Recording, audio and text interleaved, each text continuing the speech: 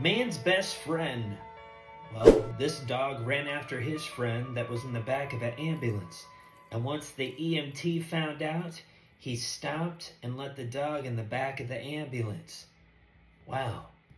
Now that's a good story. Well, I mean, I don't know how it ended actually.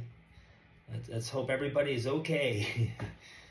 Gonna have to look into this. But anyway, it's still a positive story nonetheless.